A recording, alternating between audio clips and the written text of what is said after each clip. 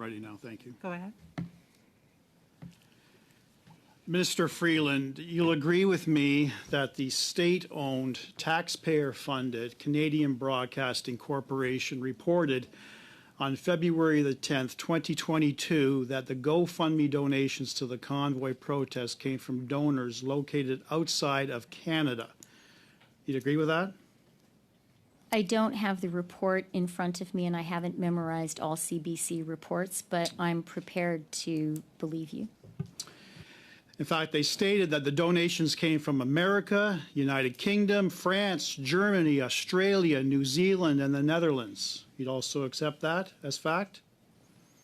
I don't see the article before me, but you say that's what it says. They even claimed that the convoy might be Russian-funded. Do you recall that? Again, you're reading from the article. Yes. On March 21st, 2002, the CBC, without any explanation, without apology, without any clarity, retracted their story regarding the funding of the protest. You were aware of that? Again, I'm not speaking for the CBC. I'm speaking for the Ministry of Finance. I'm not asking you to speak for the CBC. I'm asking, were you informed that the CBC retracted the story, the false story, about foreign funding donations to the convoy? Again, Mr. Brock, I don't believe that the CBC is being interrogated here. I believe it's the government of Just Canada. answer the question, Minister Freeland. Were you aware, yes or no? It's a simple question. I don't have the article before me, and I'm not here to answer questions about the CBC and The its Deputy reporting. Prime Minister, the most senior cabinet minister, is not prepared to accept whether or not the CBC retracted a false story? I don't speak for the CBC, sir. You, as the most senior cabinet minister and the deputy prime minister, relied upon that initial story from the CBC and shared your concerns with Canadians regarding terrorism funding and money laundering. Your words, correct? Let me be very clear. My principal concern when it comes to the illegal occupation and the illegal blockades is the economic harm that was done to Let me be very clear, Canada. Minister Freeland.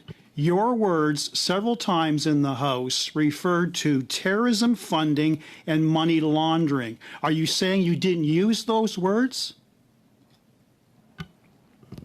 I am speaking here today, and I am talking about the central motivation of our very serious And actions. I'm here to ask you questions, and I expect, unlike question period, I expect a response.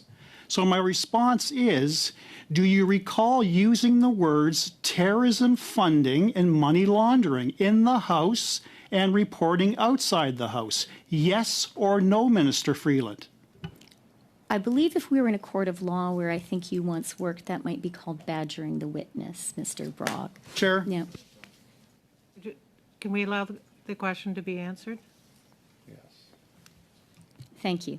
As I said, my core concern as Minister of Finance and my central justification for these very serious measures that we put in place, as was clear in my opening statement. You're not as I answering have the said question. I'm throughout, going to move on. Is the economic You're not impact. answering the question, and I will move on. Madam Chair, on a point of order,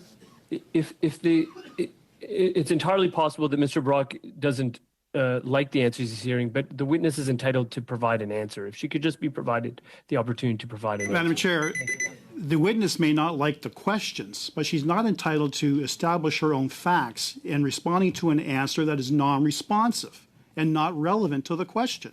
I'd actually just, we'll move back 20 seconds, allow you to ask your last question.